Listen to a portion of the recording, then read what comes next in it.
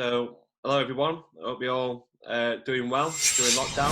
This is episode 7 of our meetings, and we've covered like a range of subjects so far. I normally start off with like a little bit of an overview of what I've been doing this week, but I haven't really got much to say. It's more or less the same as previous weeks. Training hard, doing loads of online content. Probably the main thing differently I've done this week is that I've watched a lot of Netflix, and I've watched the Chicago Bulls documentary, the Michael Jordan one. And, you know, I don't really know too much about basketball, but obviously I can know a lot about Michael Jordan, but I didn't know anything about like teammates or the dynamics and everything like that. And it's been interesting, like kind of like looking at different sport. I think that kind of rolls on nicely to what we're going to be talking about today. Most of you are into boxing or some sort of combat sports, or working in a range of sports, but not many of us will be working in swimming. And you know, when I got Tim to get, when I chatted to Tim, asking him to do this presentation, I'm actually thinking about how much he'd have to actually adapt to delivering strength and conditioning for swimming, because I've been chatting to the golfers. Obviously, they're not being able to go out and train, but they're doing like chipping and putting, and then they've got like some nets out to do some driving. Obviously, boxers, they can get a bag off Amazon, and then they can do some shadow boxing and whatever. But if you're a swimmer, unless you're going swimming in the lake, you haven't got access to your normal training facilities. So it's going to be interesting talking to Tim. You know, some of you on the chat will know that me and Tim are good mates. We've gone on the strength and conditioning journey together, starting at Sheffield United 2011, doing an internship there, doing an internship at Hallam, ended up living together for a year as well. We've got some good stories of some nights out, and some good stories of some strength and conditioning internship stories as well. So might have a chance to talk about a few of them at the end. But let's focus on the more practical elements of strength and conditioning. I'm going to pass over to Tim now to do a bit of introduction about himself, about his role, and get on with the presentation. Cool. So I'm just going to get a bit of a screen share going on, guys, because my first slide is a bit of an introduction to me. So just bear with us. I've done this too many times yet. Yeah, all good, Tim. So can you just see first slide there, yeah? Yeah, I can see too much leads going off there for Sheffield. Okay, all right. That leads me in nicely. So hi, everyone. My name's Tim. I'm based in Leeds, and I work across 3 organisations in Leeds. So I'm the lead S&C coach at the University of Leeds, although I'm currently standing in and doing a maternity cover. So I'm currently working in a management role at the university, where I'm sports support services manager and looking over some of the other disciplines of sports science as well. I'm also the lead S&C coach for the City of Leeds Swimming Club, and have been now for the last 4 years. It's been up to that point, I had no experience in swimming, so it's been very much a steep learning curve over the last 4 years. And off the back of that, I'm also I've got a role within Swim England as the lead S&C coach for kind of the northern regions of the UK. So sort of everywhere from, I suppose, Leicestershire upwards. I'm kind of the lead S&C staff. I'm going to present for probably 40 minutes or so, across a couple of topics. I know Danny's mentioned there, mainly around the ways in which, as a swimming S&C coach, and as a sport, we're adapting to this pandemic that we're in. But none of that's going to be particularly meaningful until you guys have a bit of an understanding of the sport. So I'm going to take you on a bit of a whistle-stop tour of the sport and of my programming philosophy, and how I operate within the sport. And hopefully that will make the second section that little bit more meaningful for everyone. If anybody wants to stop me at any point, just to clarify a particular point that I've made or anything like that, feel free, get your mics on and ask the questions, and I'll pause and I'll answer questions. But if anybody has a question they want answering at the end, I'm sure we'll have a bit of time at the end as well to go through any questions. Okay, so I want to just start with a little bit of content around my coaching philosophy, and these are current things for me. So my coaching philosophy is dynamic, as I'm sure everybody's is, and it ebbs and flows and changes. And these are a couple of things that are kind of important to me at the moment, and they're important to me because of my coaching experiences in recent years, and particularly the influence of the technical coaches that I've worked with. So the first point there is, for me, important that an S&C training program should be completely integrated with the sport training program.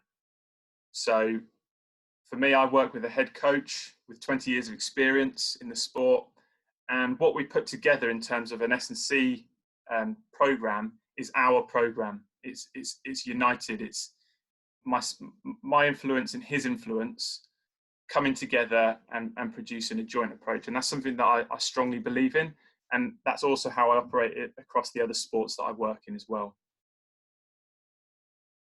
The second point there is something that I've come to learn having spent 4 years working consistently in the same sport, and I'm sure Danny's worked in boxing for many years now.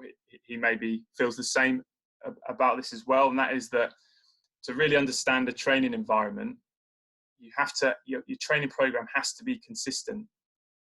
And if I explain that point a little bit, when I first started working in swimming, I didn't have a clue about the sport, and my program changed all the time. So for one block it would be a strength emphasis, for another block it would be I'll chuck some Olympic weightlifting in there, then I'll chuck some circuits in there, and there were so many moving parts, so many degrees of freedom. And what that meant is that any changes, positive or negative, I couldn't really recognize where they were coming from because there was no consistency in the approach. And something that I've come to believe is that you have to have a way of working, a way of operating that's consistent, reduce those degrees of freedom so that you can start to understand what's working in your environment. And that might be different. You can't necessarily categorize it just for a sport. So you can't say that this particular training ingredient works in a particular sport.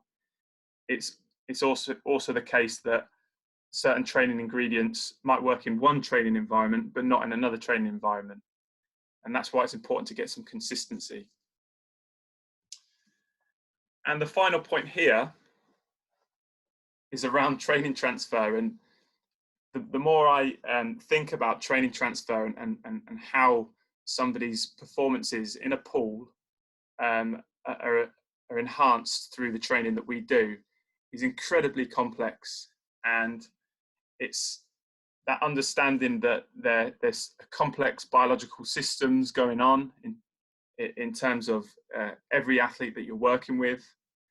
And whilst you might be trying to have a targeted effect on that physiology, on that biology, things don't work out in a simplistic linear fashion. And I'm very mindful of reductive science and trying to reduce things into too much simplicity.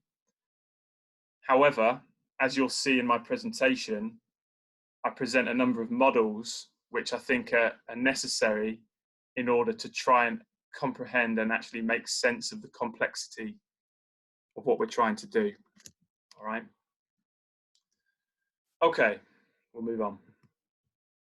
So I'm going to give you a bit of an insight, I guess, into the way I think as a S&C coach, and how I go from working with a sport and having an idea about a sport and how it works, and putting that into meaningful training on a day-to-day basis. And it's a bit of a reverse engineering process, really.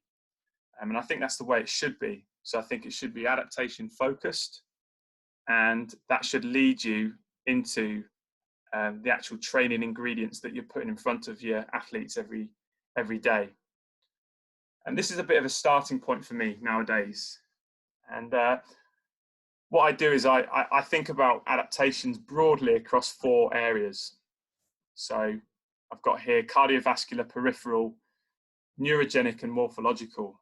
And you know, whilst I'm wary of reductionist science and being overly simplistic, I need some sort of model to work off. And for me, this is a starting point. So the way I think about these adaptations, broadly speaking, is that cardiovascular adaptations related to oxygen transport and delivery, peripheral adaptations relate to oxygen utilization systems and acid buffering, and then the 2 that we're as S&C coaches would be more concerned with tend to be the neurogenic and morphological. Neurogenic being related to the neuromuscular system, morphological being those structural changes that you can look to influence either muscle or connective tissue with. And that, for me, it forms part of a slightly bigger landscape. So yeah, I do make sure that I've got some clarity over what those adaptations mean in a broader sense. And if you think about this as a bit of a continuum in a way, so on one end you've got the adaptation and what I call it in my world, and then the training tools that I associate with trying to have an impact on those adaptations. And in between, various other details are more specific to the specific type of adaptation, the structures that are involved, and the important part really, which is the functional outcome. And that should kind of lead the decision-making process, is what is the functional outcome you're looking for. And I go through this process both in swimming, and I've got a fairly clear idea of what I think the typical swimmer needs.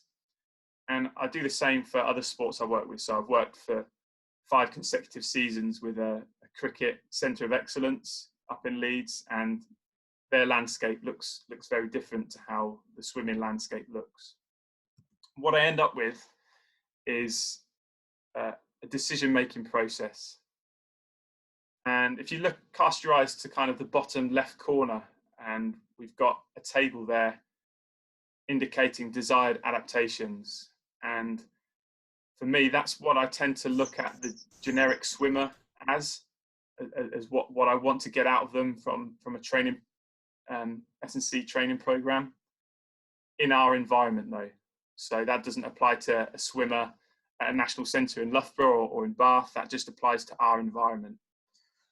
And what the symbols mean is the level of emphasis you're putting on each category of adaptation.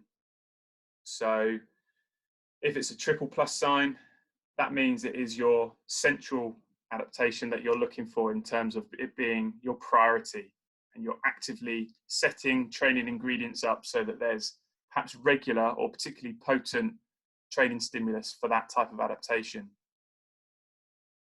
If it's a double plus, those adaptations are being targeted but not necessarily as a priority. If it's a single plus, we're allowing those adaptations to maybe happen as a byproduct of training, but we're not necessarily targeting them. And if it's a minus sign, which is rare that will be visible, is if a certain type of adaptation is being discouraged. That might only happen if you're perhaps in a sport where you're trying to alter body composition and you're trying to bring somebody right down in weight, and you're trying to discourage any kind of morphological adaptation that might result in weight gain, or it might hinder your goals of weight loss. But it's rare that will be used. You can see here for swimming, I'll typically emphasize neurogenic adaptations, all right? I'll tend to not emphasize morphological adaptations, and I'll hopefully be able to explain why that is during this presentation. And then I guess some of you might be interested as to why peripheral adaptations are being emphasized in swimming by the S&C program. And you would probably assume that all energy provision, energy system needs are being taken care of by the swimming training program. However, in the environment I work in, between myself and the head coach, we've created a way of working that means the S&C plan does have some influence there on some of the energy system capacities of the swimmers that we work with. And I'll go on to explain some more about that as we move through. Okay, right, we'll move on to actually the demands of swimming. So, very odd sport, if you think about it. It's one of the few sports where you're not interacting with ground reaction forces. You're not really interacting with gravity. You don't have a stable base to push off from unless you are doing a turn or a dive start. And it brings about numerous challenges in terms of training transfer and in terms of exercise selection as well. This is a bit of a summary of a learning experience I had when I was trying to understand the demands of swimming. And it's a bit of an anecdote, really. I set up a meeting with the physiologist from British Swimming down in Loughborough. So I asked whether I could come and see him. I wanted to understand the energy demands of the sport more, because I didn't. And at the time, I was doing a lot of reading around lactate curves. So I was trying to understand changes to lactate profiles and that type of thing. And I went down to this meeting with, I think I might even have printed off a few lactate curves. And I wanted to go through it with him and understand where different events sat on the lactate curve. And I'd been very naive about this, thinking that I could easily place all events on this curve. And when I got there, I was pretty much laughed at, because what I'd failed to understand is just how anaerobic some of the swimming events are. So you'll see that in the top right corner, we've got a 200, 100 and 50.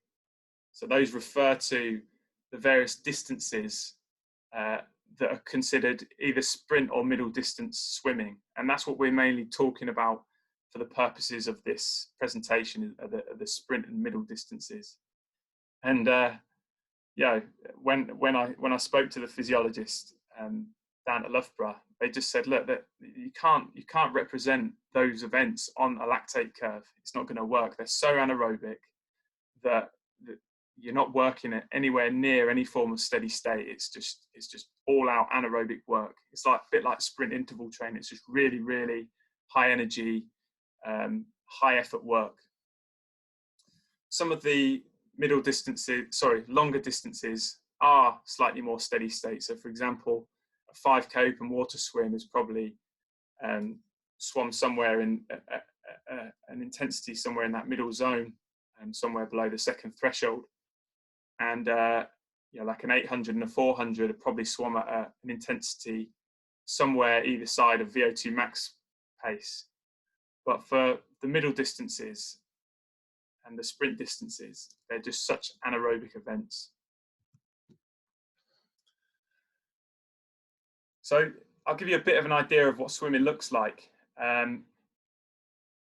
You've obviously got the many distances. We're going to mainly concern ourselves with the 100, the 200 and the 400 here for the purposes of this. The swimmer, a typical day for a swimmer that I work with will be, they'll be school age, so they'll be either at school or at sixth form. So they're going to have to squeeze 18 hours of swimming training and 4 hours of S&C training in and around their school. And that means that a typical day for someone would be to wake up at either 3:30 or 4 a.m, arrive at the pool for 4:30, a bit of pre-pool, and then do a 2-hour swim on a morning, 5 until 7 a.m. You'd then get out, and dependent on where your school was, you might either quickly go home for a bit of breakfast, or you might eat your breakfast on the way to school. You'd be at school all day. You get picked up and taken straight back to the swimming pool.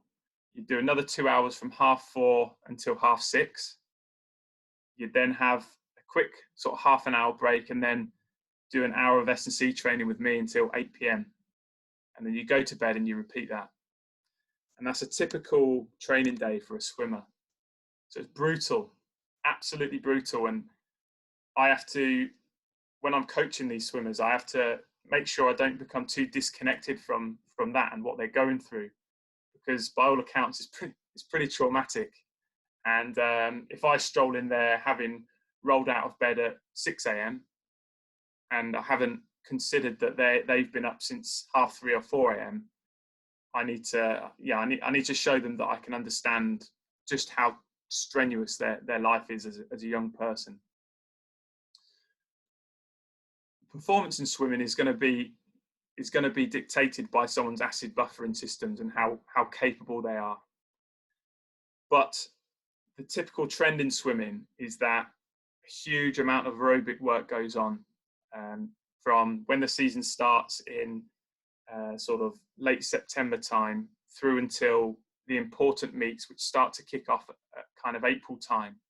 So the first 2 or 3 months is about a typical kind of endurance training, accumulating huge amounts of aerobic work in the hope that aerobic capacity that you develop will allow you to recover from and do higher quality, high intensity work, both in the pool and in the gym.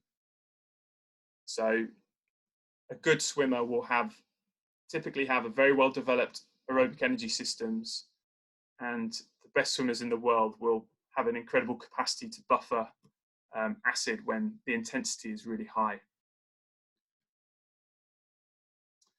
There's various high impulse movements that you'll find in a swimming race, in an event. And they're intermittent, so they're not cyclic in nature. They'll occur roughly every 50 meters, dependent on whether it's a short course, a 25-meter pool, or it's a long course, 50-meter pool. And you're looking at things like dive starts, underwater kicks, so those dolphin kicks that you see, and turn and pushing off the wall. All right, and I've sat through many weeks of swimming championships and learned just how important these technical skills are, these high impulse movements are. So just as an example, when you stand watching a swimming meet and there's a dive start and everybody dives in, goes underwater, and people start to emerge at different times and at different distances underwater. So you'll typically see that in the middle lanes, where the best swimmers tend to be put because of their entry times, they will emerge out in front of people on the outside lane. So it forms a bit of an arrow formation. And that can have a profound impact on the neurochemistry of whoever is surfacing first in that race, and also whoever is surfacing behind in that race. So basically your dive start and your underwater kicks can give you a bit of a psychological boost immediately in the race, or they can set you back and leave you feeling, with poor neurochemistry or less than ideal neurochemistry as you're going into the race. And what I mean by when I'm saying neurochemistry is, if you were to overtake somebody in a race, that would release adrenaline, that would release positive brain conditions to help you feel even better about what you're doing. So to me, my philosophy and what I understand of sport is that neurochemistry is really important. And the same thing goes for turns as well. So if you can, I've watched it many a time, somebody do a turn at the 50-meter mark and absolutely leave the rest of the field behind them because they're so efficient and so powerful off the wall. But these skills are often being performed under considerable fatigue. So you're talking about particularly towards the end of a 200 or a 400, an athlete working through acidosis, high levels of acid, circulating acid, and that result, and the way that must feel to then be able to try and produce a high intensity, high impulse movement is a unique skill, and we try to reflect that in our training. This idea at the bottom here of relative force qualities being important. What I mean by that is we don't have the best testing equipment at the swimming club. We have a just jump mat, and we have a set of scales. So over the last 4 years, I've been measuring how high someone can jump and how much they weigh, and trying to piece together what is important in terms of force qualities. And I've got a database of about 300 or 400 tests that starting to show now that if somebody can produce high amounts of force for what they weigh, that is a preferable characteristic to have in swimming, which makes logical sense because if you're skimming across the top of the water, you're far more efficient than if you're sunk low in the water. And if you speak to swimmers and ask them how they're feeling on a particular session, if they're feeling bad, it means they're feeling low in the water. And if they're feeling good, it means they're high in the water. So this relative force and body mass definitely factor in to the qualities of a high level swimmer. And our best relative force measurements have come from our swimmers that have made Olympic Games and have gone to win medals at either European or World Junior events. I'll give you a quick overview of our program at Leeds. So I coach a group of 16 talented swimmers that are either national level or international level.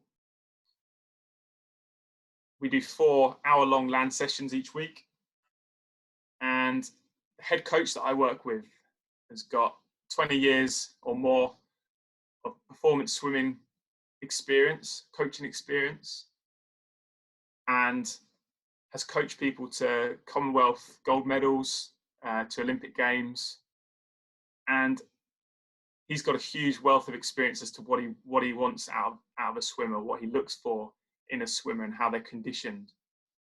And he places particular value on high intensity circuit based sessions, which build this high repetition strength that he believes is more usable in swimming. All right. And I have to listen to that. I'm not going to push back particularly on 20 years of swimming coaching experience and coaching athletes to that level. I listen and I try to understand exactly what it is that he's looking for. And swimming coaches aren't blessed with sports science knowledge. They understand what lactic acid is as they which is one of the main things that they discuss. They don't understand a lot more than that. But I try and decipher what it is that he's looking for. And that forms our approach. It's a combination of 20 years of swimming coaching experience integrated with my training theory, my understanding of training theory. And we synthesize a method of training that we're united on, and our whole training group can see that we're united on that approach. And that's powerful. The approach itself, we kind of influence and target 3 main areas of adaptation.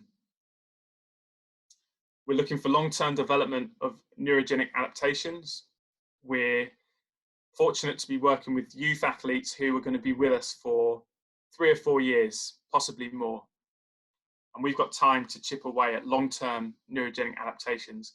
We're not going to train our swimmers like bodybuilders or like powerlifters. We're interested in these long-term, consistent developments of neurogenic type qualities, like rate of force development, those types of functional outcome.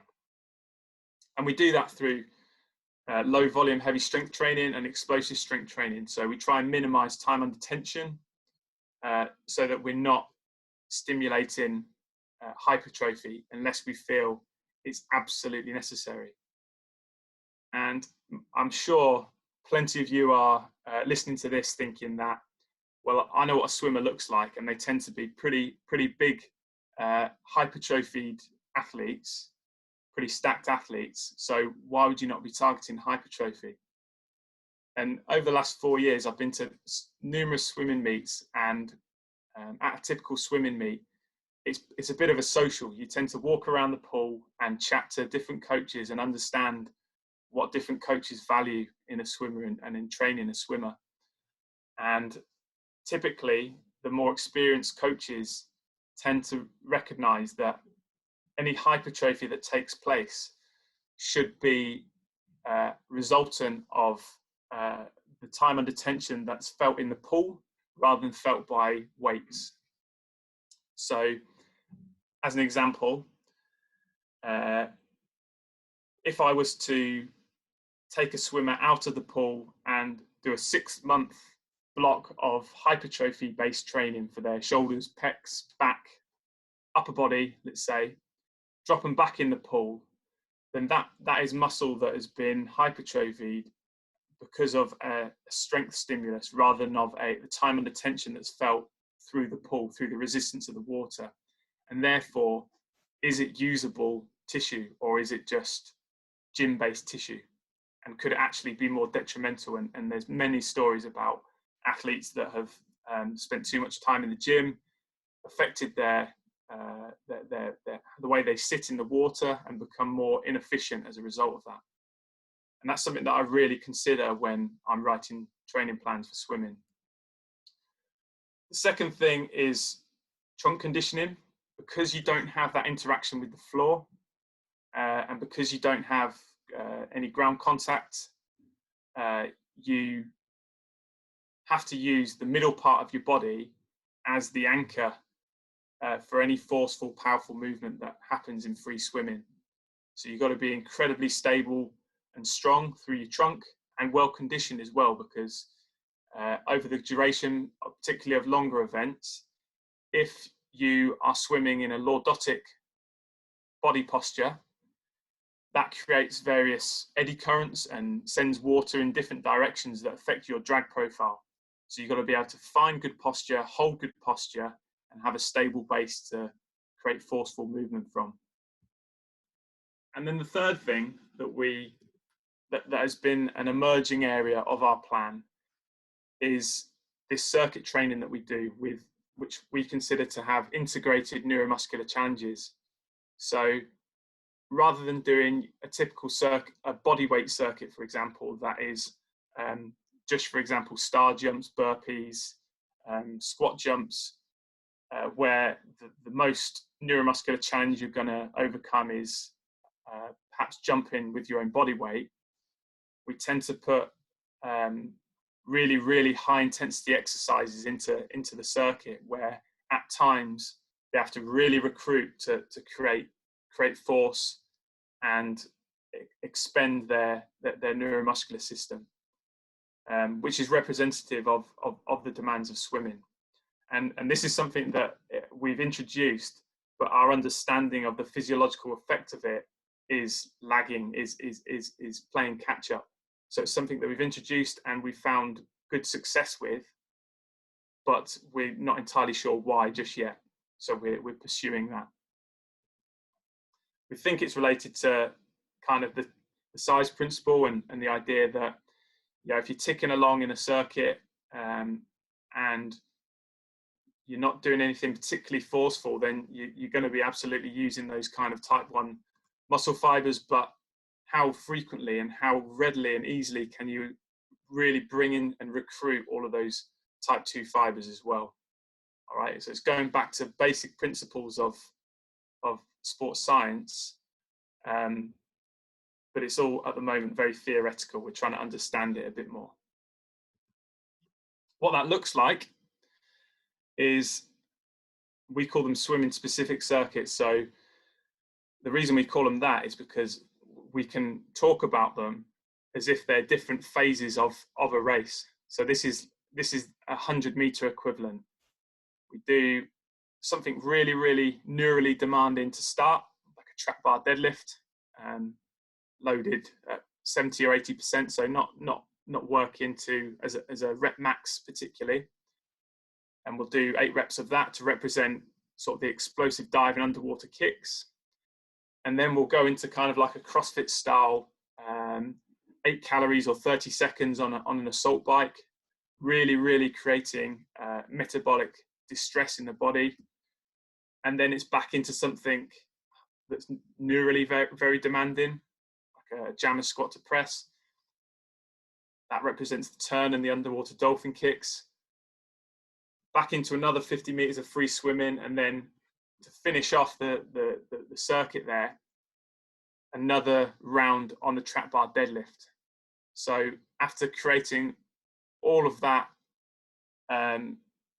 fatigue from what the work that's gone beforehand, then trying to tap into all those type 2 muscle fibers and trying to really recruit everything on a neural basis at the end, is conditioning them for that final 25 meters of their race and the finish.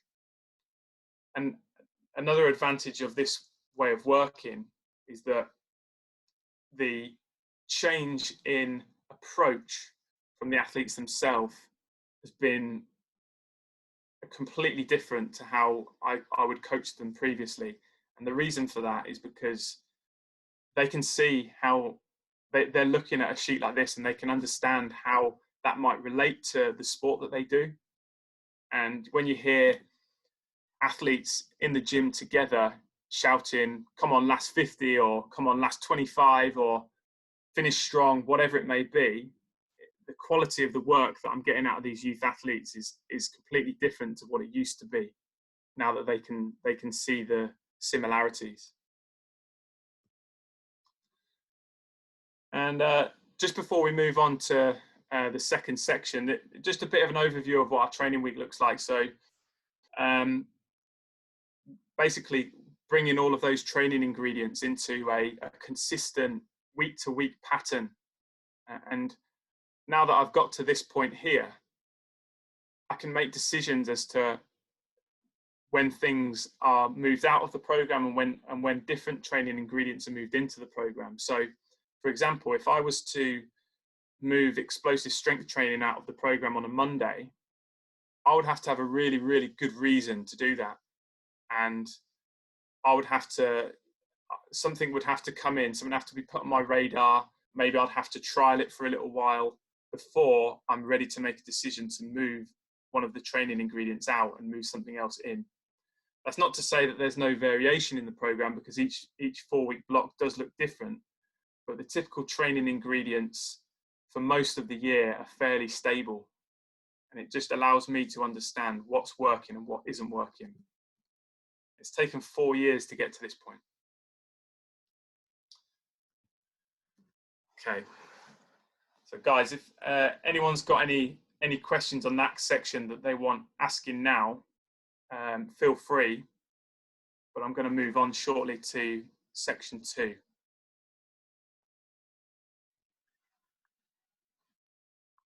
Tim. Yeah. Talking about how anaerobic the 100 meters are, just for a bit of perspective, is there any kind of research into the blood lactate values that they're actually under during 100 meter sprints? People will routinely go over 20. So it's not even in training as well. I can't comment on training, but all I can comment on is that I'm familiar with readings of over 20 millimoles of lactate for sprint efforts or middle distance efforts. And what kind of time do they hit on 100 meters and 200 meters? So for a 100 meter freestyle, it might be a 56-second effort. Wow. And for a 200, it might be 1 minute 55. So whenever we've hit over 20 with our boxers, it'll be on 30-second max out effort sprints. Yeah. Where they're like literally going falls out and they can't walk after it. And the highest that we've had is 22.5, and that's just after 4 30-second max out sprints. So to think that they're doing over 50 seconds of work and hitting them values, and they're still having to produce high forces is amazing. Yeah, it's a unique demand for sure. It's a unique demand. But just on that, Danny, like I think that land train, you call it land training in swimming, which is, it took me a few years to get my head around that. But when you're in water and you're horizontal and you're not suspending your body weight, I think heart rate values can go pretty high and lactate values can go pretty high, but swimmers tend to suffer so much more on land because one, all of a sudden their bodies are getting used to interacting with gravity and being vertical rather than horizontal, and also because, I mean, it would be the same in boxing, but you're inefficient at circuit-based exercises and gym-based exercises. You're not in swimming. It's a cyclic motion, and I think that there's some sort of figure around how many million strokes swimmers will do on an annual basis, and you become so efficient at it that it's harder to really, you have to be racing or you have to be doing a top end set to really get those high values in swimming, which adds value to doing high intensity work on land, because you can find that intensity so much easier. Does that make sense? Yeah, absolutely. Another thing, what you mentioned there about avoiding that lordotic posture, what are the movement limitations you likely to see with swimming? I should imagine that they're quite good movers, but what are typical things that you have to kind of work around when implementing strength and conditioning? I think it's fine when a swimmer has got that typical kind of, I think you call it a sway back posture, where you kind of more naturally sat in a posterior pelvic tilt. So if you've naturally got that posture, then typically you can hold a nice streamlined position in water quite naturally. And you may well be able to get into a kind of an overhead streamlined position here quite easily. But if you've got a fairly talented athlete that's naturally sat in more of an anterior pelvic tilt, and they've got that natural lordosis, then you have to spend an awful lot of time trying to help people understand how to carry themselves differently on a day-to-day basis to try and influence that over time. So trying to bring them out of that anterior tilt, trying to get them to hold more of a posterior pelvic tilt, so that they can kind of have that more, be more conditioned to a streamlined position. And the other typical thing you'll see is if somebody has got poor overhead mobility or poor thoracic mobility, that has huge implications on their drag profile, because they just can't get into a good streamline.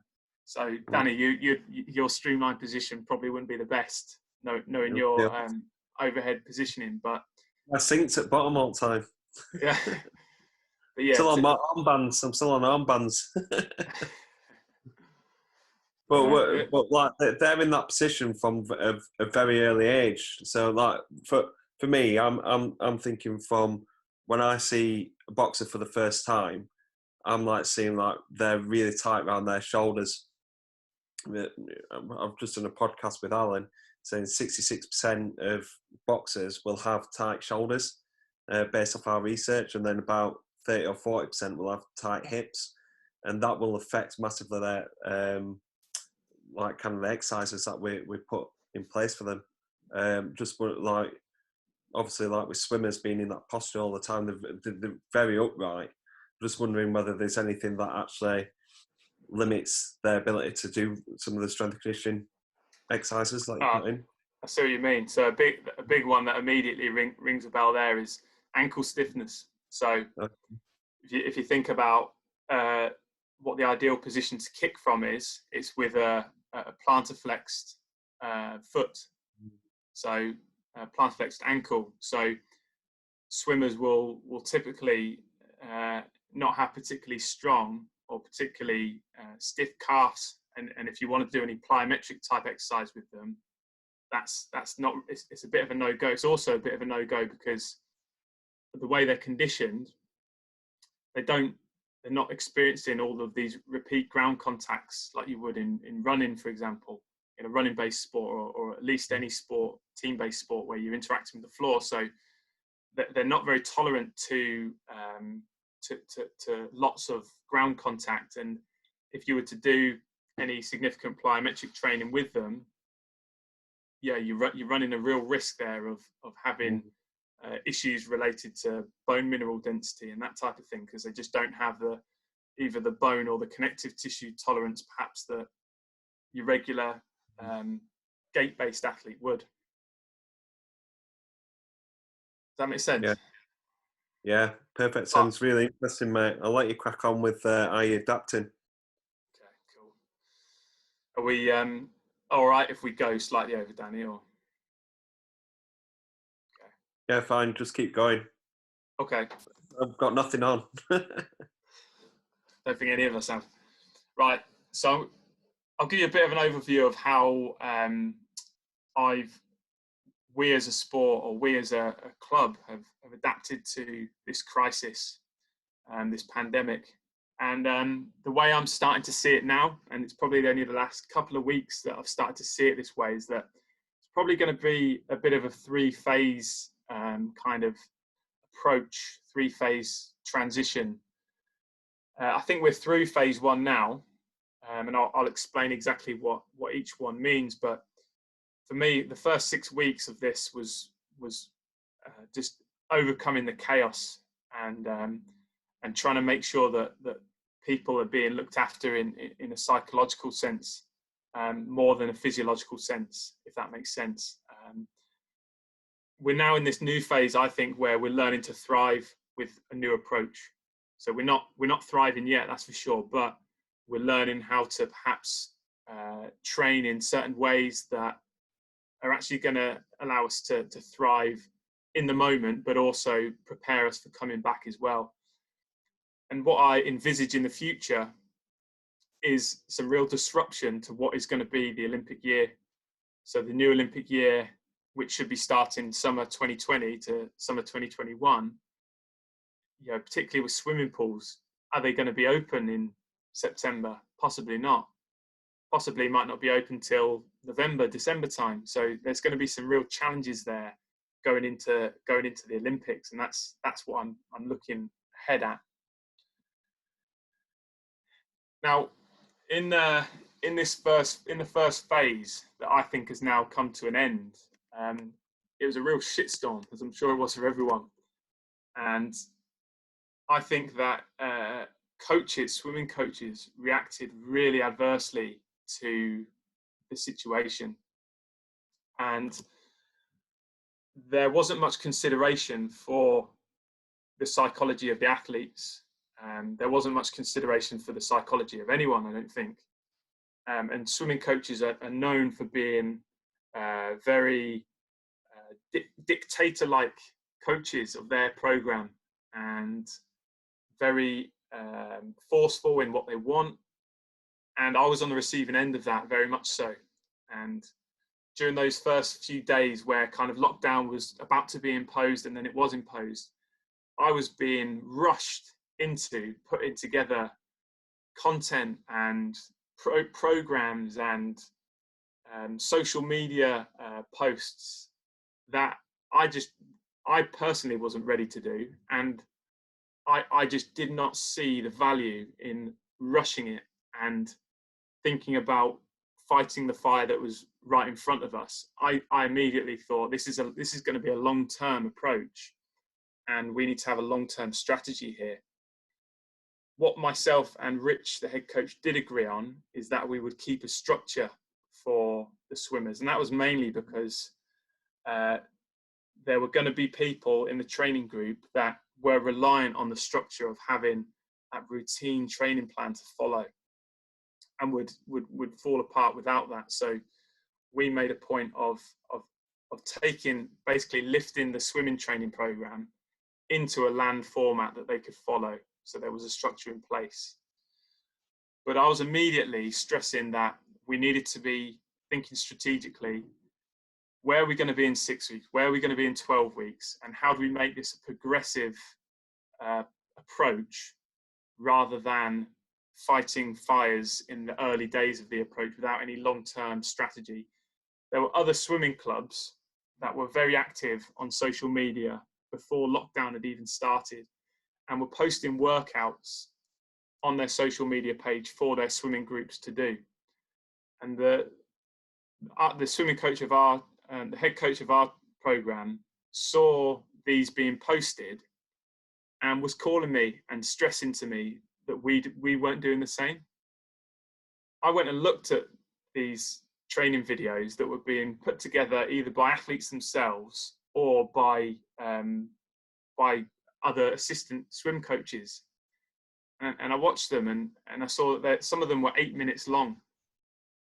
How does an 8-minute land training session replace 5 hours of typical training?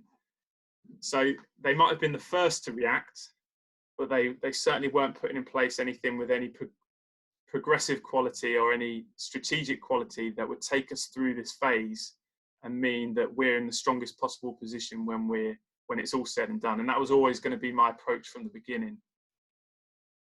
So what we've just finished is a 6-week progressive training plan that progresses by volume mainly, and that's circuit based, but also has some swimming like training ingredients as well. And I'll share a little bit of that with you. Phase 2 is now about trying to comprehend what's happened and how can we start to thrive? How can we start to actually train with some focus, some clarity, and something to chase?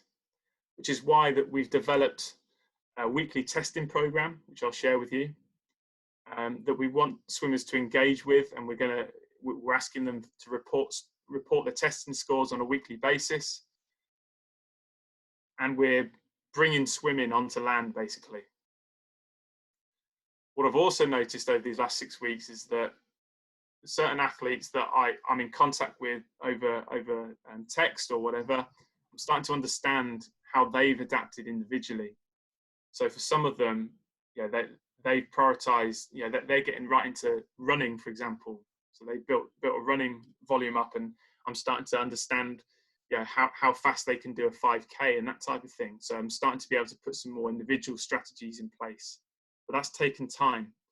I'm learning that others are perhaps starting to notice changes to the body composition because of nutritional issues, not having adapted their nutrition in this phase, in this time. So having to have more individual conversations with people about going to British Swimming and requesting some nutritional advice. That's only emerging now. Talked about bringing swimming onto land. So this is our Monday morning session that everybody will do. And what I want to draw your attention to is on the main session there, the circuit that's a bike sprint circuit, and it's got an asterisk next to it because elsewhere in the document it gives guidance on what to do if you don't have a bike. But most of our swimmers have been able to either get a bike, so buy one, or get one off a family friend or something. And this set here is actually lifted pretty much from the swimming training plan. So it would typically, when they're swimming, it would take them a minute 15 to do 100 meters as a training swim. It's like a hardish effort for them. And this is all language which they're familiar with. And that's the important thing, is that we're keeping the language the same. 41 minute 15 efforts, descending 1 to 5, go every 2:15.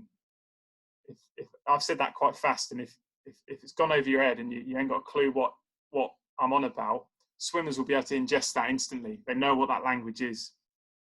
So they know what a 1:15 effort should feel like. They know what descending 1 to 5 should feel like. That's basically saying that every 5 sequence of 5 reps gets progressively harder, and then you ease off again, and then it gets harder again.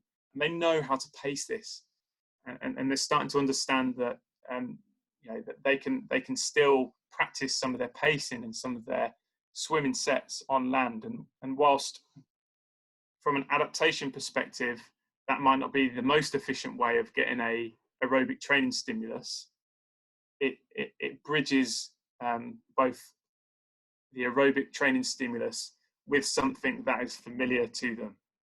So it's got that extra value in being familiar and feeling like they're still attached to their ordinary training pattern. There's elsewhere in the program where we might do some more typical kind of HIIT type work. So we might do long HIIT intervals, or we might do short HIIT intervals that are more I guess, crudely adaptation focused. Anybody that's in the strength and conditioning community probably has a good, reasonable understanding of HIIT science and how to set workouts up to target certain adaptations. But what I'm doing here is I'm blending that with some swimming specific work to help people feel attached to the work that they're doing and make it linked to the sport which they love. The second thing that we've really started to implement over the last couple of weeks is, as I mentioned, the testing.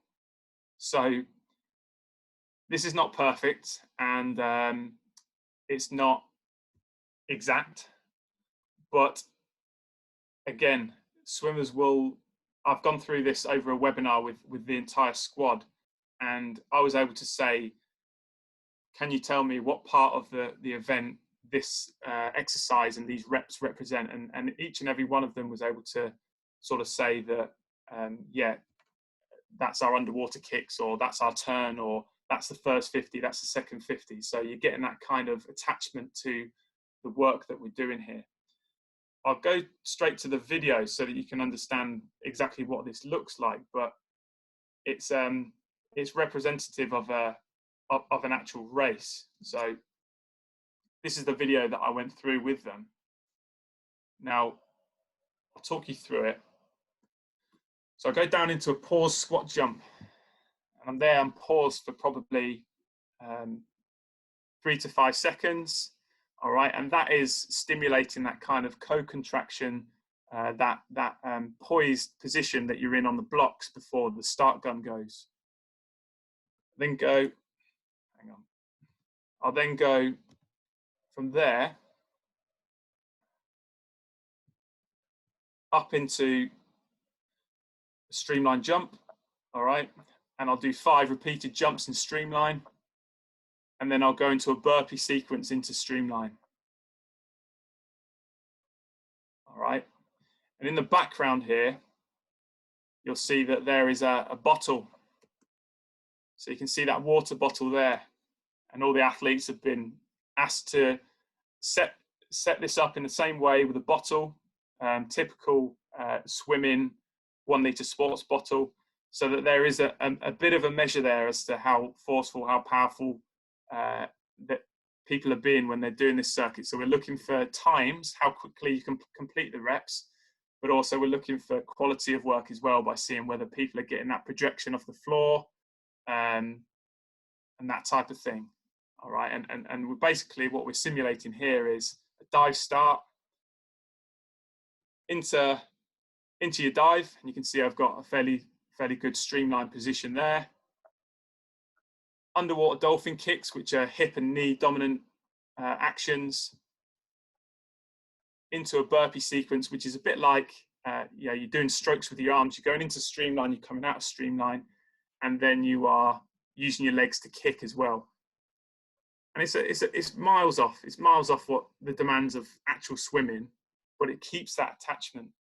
It keeps people engaged in the sport that they've spent the last 6-7 years working towards. And it also gives us as coaches the capacity to check in, have conversations about times, have conversations about effort, and it just brings coaches and athletes a bit closer together again at a time where we're being kept distantly apart. And we'll do that. So for a 50, they'll do 1 squat jump, 5 repeated jumps in streamline, and 7 burpees into streamline.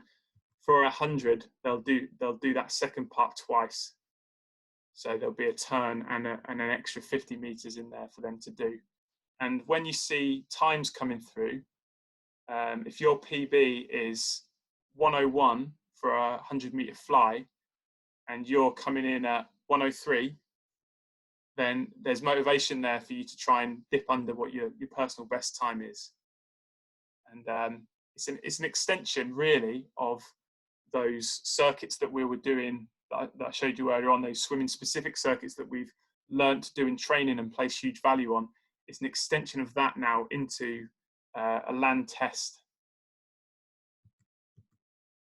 And we actually try to simulate on a Saturday morning, when they do these tests, we try to simulate a competition approach. So that means turning up, doing a pre-pool routine, which is just a typical warm-up. They'll normally go in the pool and they'll do a CV-based warm-up, like a swimming warm-up, where they'll do some descending reps. They might do some bursts, and we get them to do that on whatever CV equipment they can get on, or if they need to do it outside and they need to do some descending efforts running. And then we'll get them to do a pre-activation routine, which is the equivalent of doing some post-activation potentiation work, which is commonplace in a swimming arena. You don't get to see it as a spectator, but if you're at a swimming meet, there's a warm-up area where it's just everybody's in there just potentiating themselves ahead of their event. So med ball slams, counter movement jumps, whatever it may be, speed burpees, speed mountain climbers, that type of thing, some banded work. But we're encouraging them to go through that full competition routine to stay attached to racing in some way. There are some avenues that we can take this down, whether that's into some sort of virtual swimming league, whether we do a virtual gala. We have got various options in which we can still progress this, and I'm just looking over the next couple of weeks when we start getting some results through to see what direction we're going to take it. Final thing, guys. So for me, phase 3 is all the unanswered questions that we can't answer until we've got some more clarity on government legislation. I'm expecting that swimming pools aren't going to be open by August. And typically, the last 2 weeks in August is when athletes would report back after a summer break to start doing some basic level aerobic work in preparation for a large lengthened aerobic phase and into the season. That's unlikely to go ahead, I think. So how do we manage that? How do we replace that accumulated training that would normally go ahead between August and October, November time, or beyond? Similarly, another challenge will be, how do we reintegrate from being a land-only training program to a land and swim training program? How will that look? What will the balance need to look like?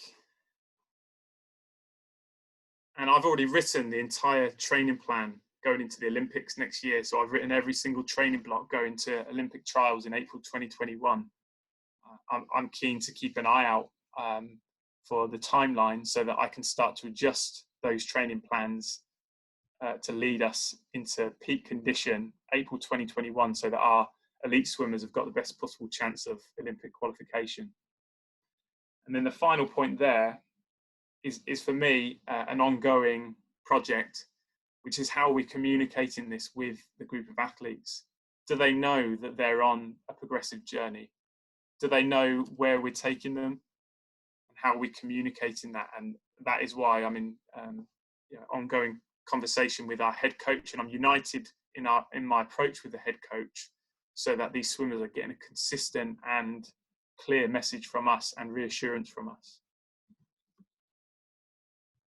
Okay, that's it from me. So I'm happy to sort of take any questions, guys. Thanks for listening. Cheers for that, Tim. So I've got a question more about your kind of needs analysis that you outlined in the beginning, where the head coach, Richard, kind of not demanded, but probably demanded that he wanted high rep strength as, you know, one of his key KPIs to improve swimming performance. And then it was also a goal that you wanted to get some neurogenic, you know, S&C focus, which I assume was higher quality rate of full development, that kind of, you know, maximal intent work. How did that sort of fit in the training program as very sort of almost opposing adaptations, and how have you found that to work? It's a good question, Jordan. So I mentioned early on, didn't I, that looking for long-term neurogenic adaptation, so long-term changes, and I'm not particularly interested in like taking a squat up by 20 kilos in a training cycle or anything like that. And I think that it's just about managing expectation and having a long-term approach where those neurogenic adaptations are probably opposed by every single other training ingredient that these swimmers do, like the hours spent in the pool, the circuits that we make them do. But I've found consistently over the last 2 years that I can notch 5 kilos onto one of somebody's lifts in you know, a 12-week cycle, for example, which isn't a lot, but it's progressive and it's consistent. So over the course of 2 or 3 seasons, that counts to quite a lot, and it counts to quite a neurogenically differently capable athlete, somebody that's strong, as you would consider to be strong. And what I've learned is that I want the swimmers to be consistently learning how to apply that strength in the name of training transfer. So if it is that they're getting slightly stronger or slightly more powerful from explosive strength training, I want them to be able to show that they can express that within a circuit on a regular basis, and that's what they're conditioned to do. The idea of making somebody really, really strong and training them like a powerlifter, and then literally dropping them in a swimming pool and expecting them to be able to know how to use it, doesn't sit that well with me. I'd rather be doing that on a consistent basis myself, in terms of getting them to apply it, which is where the idea of these swimming specific circuits, as we call them, came from. Is that, you know, it's all well and good training someone like a powerlifter, but they're not powerlifters as swimmers, and they've got to learn to apply that force in under serious acidosis and fatigue on a regular basis, and that's just been our approach. Thank you. Thanks, Tim. Cool. I've got one more then. So these swim-specific circuits that you were doing, so you trap bar your assault bike, I think it was burpee, streamline, and then you repeat. Mm-hmm. So is that kind of how they started out, is my sort of first question, or is that built, you know, and got more sport-specific as you sort of progress through your time there? And how do you progress these without losing the touch of the sports specificity? So obviously you'd want to have some form of progression, but if you change the trap bar to a squat, is it then a different adaptation?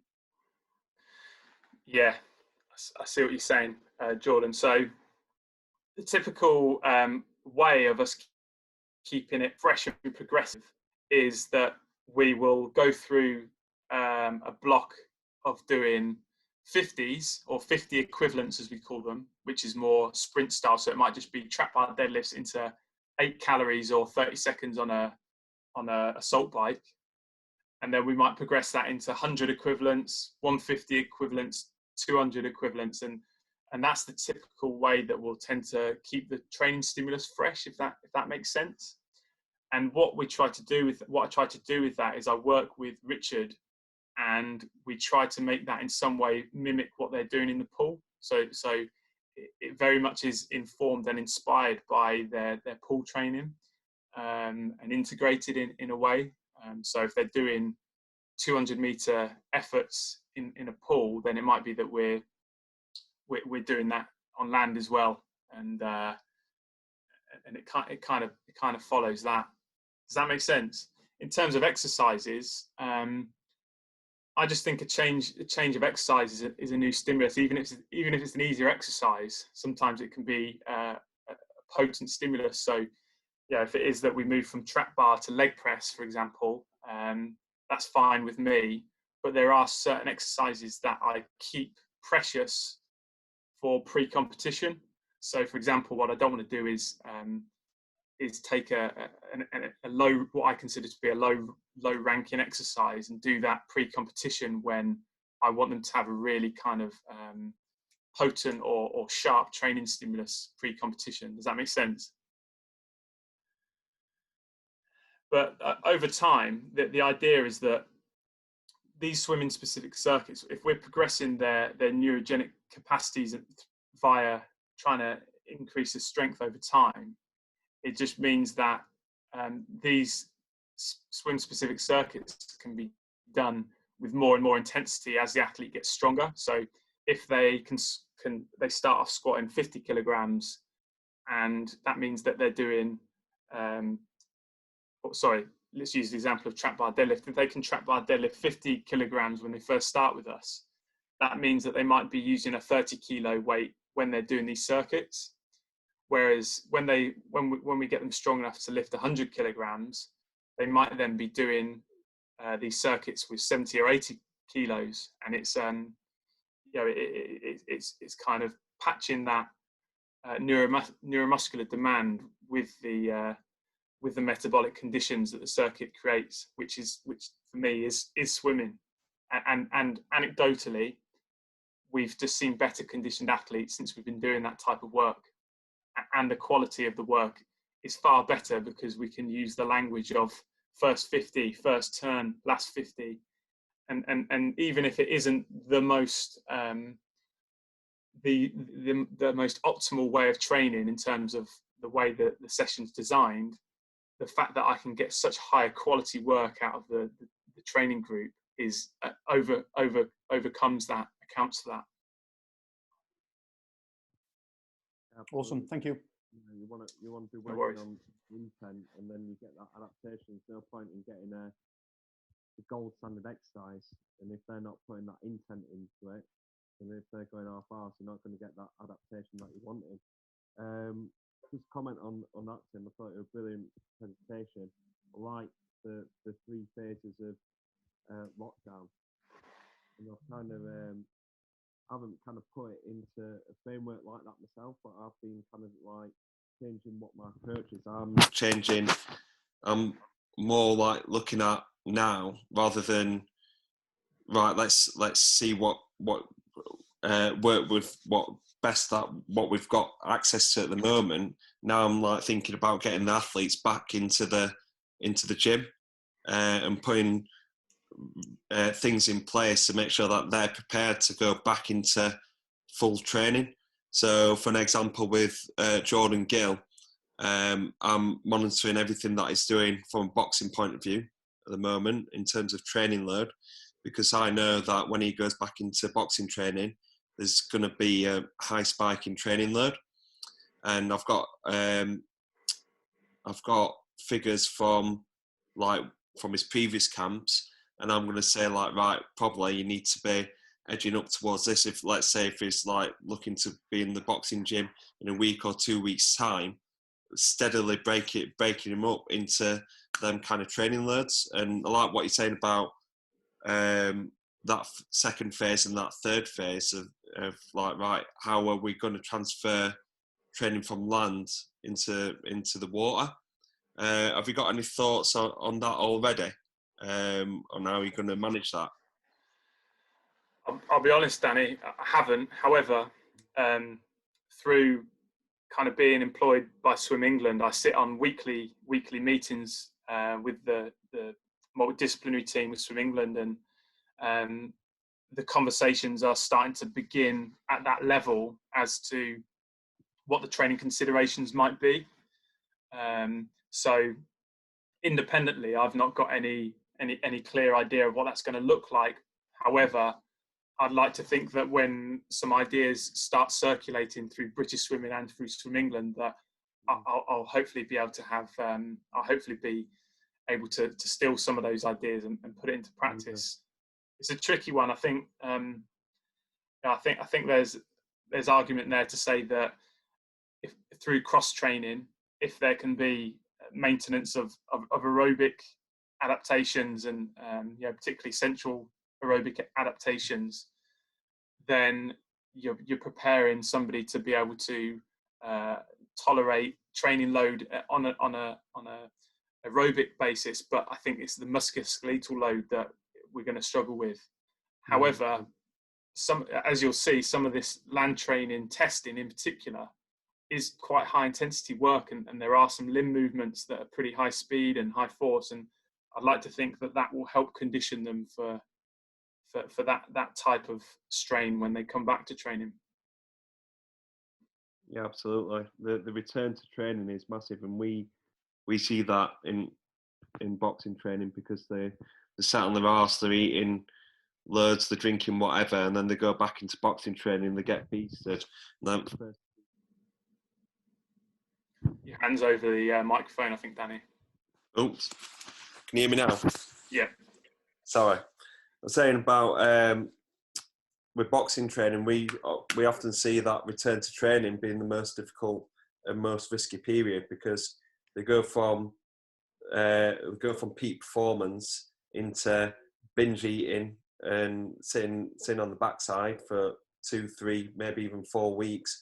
Then that return back to training, they try and beast yourself at a higher weight, and it's like back to 100 miles an hour, and that's a risk thing. Just before bringing Dan Jefferson, another thing that I'm doing as well is with England Golf. What I consider they're doing like a lot of chipping, a lot of putting in the back garden. That's all what they've been doing, and then they're going back onto the golf course and they're going to be swinging the club at 100 miles an hour, and they've got to make sure that they're approaching that in a way that, like, I've got this girl who she's 14 and she swings the club at 100 miles an hour, and I want to chat with all the girls yesterday, and she said, "Oh, I've got a net coming, so I'm going to be driving next week, but I haven't done anything in 6 weeks." Now, if she picks up the club, starts swinging it at 100 miles an hour, and she does 50 drives in one session, the likelihood of her getting injured is massive. And the competition is going to come thick and fast. Like you say, in April 2021, it's a massive opportunity for your guys to obviously qualify for Olympics, and that's going to come around thick and fast. Dan, do you want to come in and ask your question around testing and monitoring? Yes. Awesome presentation, Tim. Thanks for that. I thought your strategy around the COVID-19 was really simple and looks like really effective with the jumping with a bottle. I think that's really smart. I just had a question around testing and monitoring. This is outside of your COVID-19, just your general training. What is your testing and monitoring strategy around the stuff you're doing? Yeah, cheers, Dan. Cheers for the question. So it depends on the level of athlete that's on the programme. So if it's a British Swimming funded athlete, I'll do a more comprehensive testing battery with them, which will be, as I discussed earlier, that'll include the kind of relative, I'm not going to say power because I know it's not the right term, but relative force qualities that you might get from a jump. But then it will also include various capacity tests as well, muscle capacity tests as well. So ones for the trunk, so supine and prone and side holds. It'll include max press up and supine row scores. And it'll be a bit more comprehensive. And the reason for that is that I want to know a bit more information about those higher level athletes. But also occasionally I get requests from the governing body to feed back some information on them.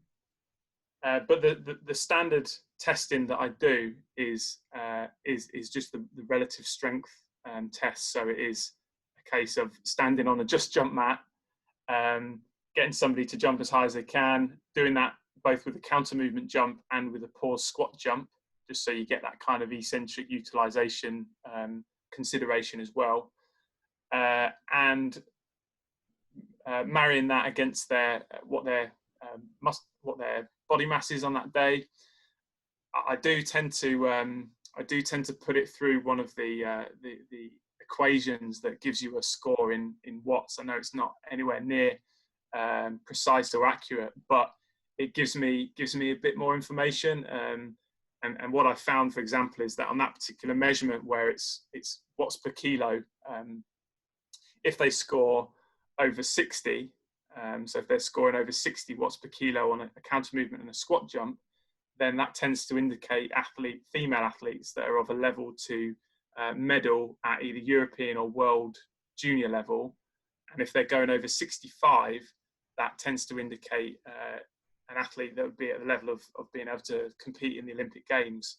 So I've got some quite clear benchmarks, I guess, that have emerged over 3 or 4 years of testing. I'm not using great technology. I'm not using particularly robust methods, but I've definitely got a system of work in there, and I can definitely communicate to the wider program and to the coaching staff that this is what we're working towards. We're working towards having an athlete be able to express this kind of level of relative strength. Does that make sense?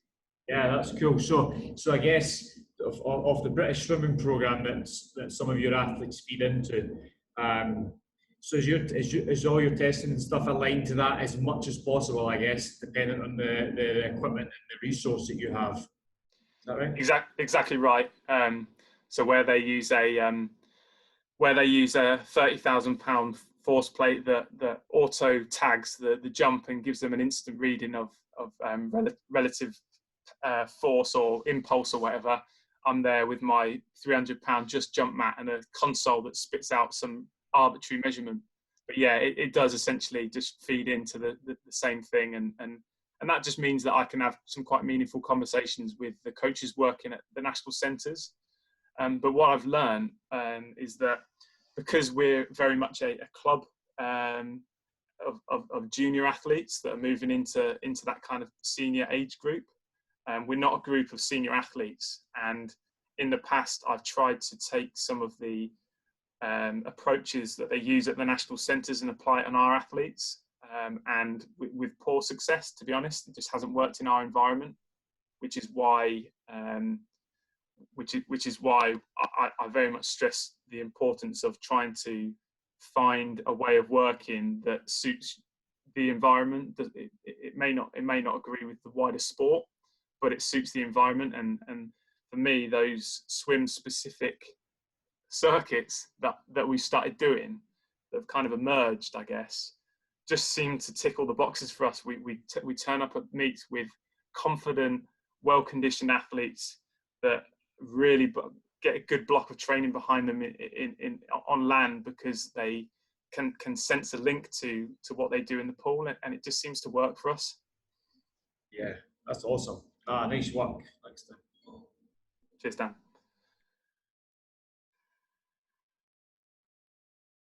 Can't hear you, Danny. You're muted. Thought I'd be a whiz at this by now. Has anybody got any more questions for Tim? No, I'll just ask one more question, because in our group chat the other day on Instagram, we were having a discussion about getting the coaches buy-in and integrating as part of a full team. And you look like you've done that quite successfully.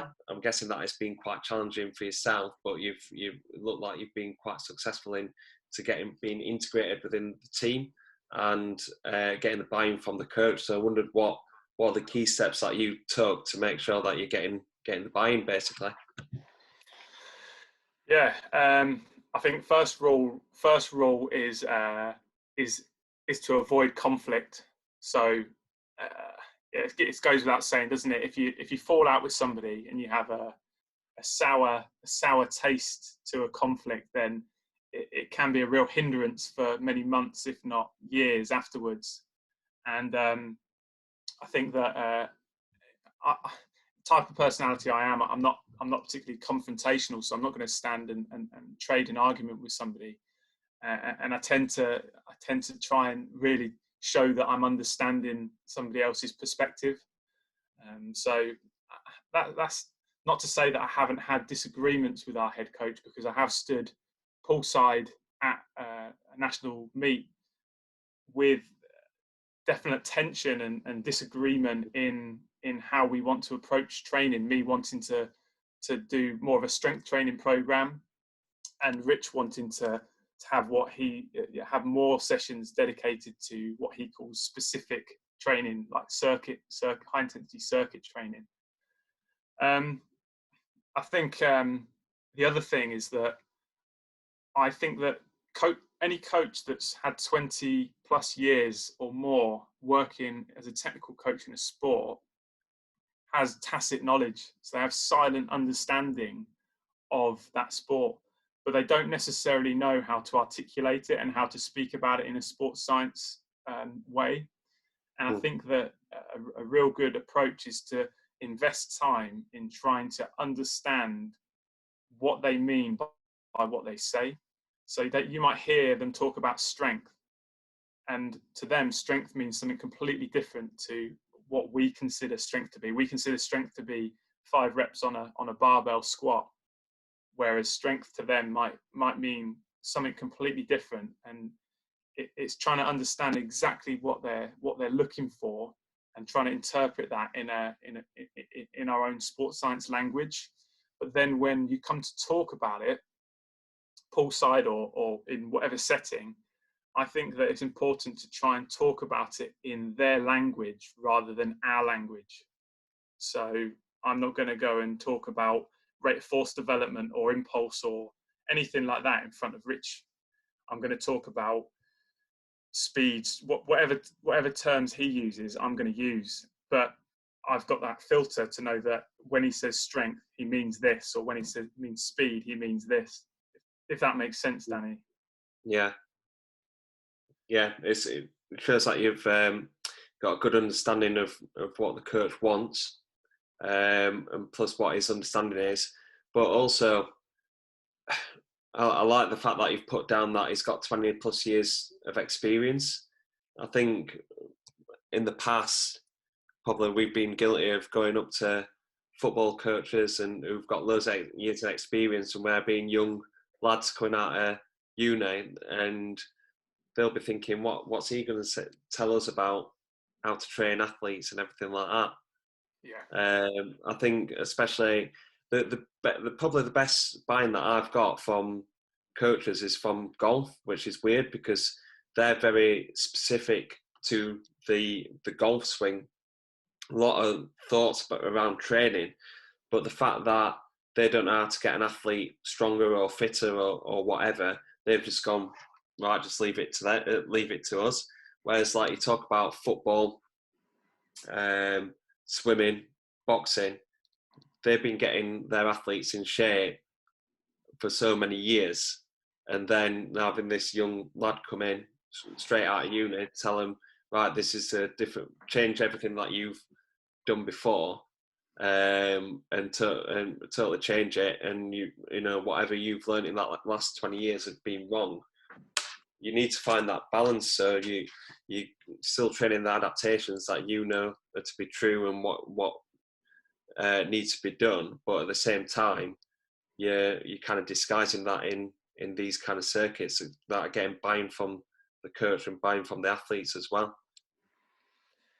Yeah, that's it. I look at myself as kind of having two sides. There's the side of me that will converse with the swimming coach, and then there's a different side of me that will converse with other sports scientists, and it's knowing when to turn each of those on and off. And you know, if I'm stood with any swimming coach, the last word that's going to come out of my mouth is hypertrophy, because I think that immediately any swimming coach is going to look at you and think you're trying to be a bit of a smart ass. You're a young, you're a young sports scientist that perhaps has very few years experience in the sport, and you're bringing these overly complicated words to the table that's unnecessary, and it shows you don't necessarily understand the environment. So I think language is really important, and I work with a cricket coach who's a South African, and 30 plus years in the sport, and the first season I worked with him, I was talking about how we're going to do a max strength phase and a hypertrophy phase and all this business, and the minute I started talking about it, he switched off. He wasn't interested. He didn't want to hear those words, and over the course of the last 4 years, I've learned to understand his language about how he speaks about different physical qualities, and you ask follow-up questions. You ask him to further explain what he means exactly, and over time you build this picture of exactly what they mean by what they're describing. Cool. Brilliant. And that all comes with experience, because we've made the mistakes in the past, and learning how to deal with coaches. And I think that's a good thing to kind of finish on there, is basically getting yourself integrated into a position like you have done. You've been open to so many different experiences in the past, and gathered all the information and experience that you needed, and molded into the good practitioner that you are today, mate. So that were fantastic presentation. Learned a lot. I didn't know anything about swimming, to be honest, except from they swim fast and I can't swim fast at all. And all them kind of discuss about the circuits that you've done, but to actually see it all written down and your justifications and the process that you've gone through, it's fantastic. And how you adapt into this lockdown situation is brilliant as well. I like that where you're saying about recognising the noise but not reacting. I think that's really important, because a lot of people are like panicking and trying to do this and that without just like kind of taking a step back and go, right, it's actually a long-term thing, and what's actually needed to be done from a long-term perspective. It's really good, mate. Really impressed. So if anybody has got any more questions and wants to get in touch with you or whatever, how can they get in touch with you? If you want. Yeah, you'll. I have zero social media presence, literally zero. So probably not the best way to get in contact with me. If you do want to get in contact with me, do it by email. So my email is t.jarrett, and that's JARRET @leeds.ac.uk. So if you send us an email, I'll get back to you. Good stuff. Okay, thanks very much, Tim. Thanks for your time, and thanks everyone for joining in on this chat.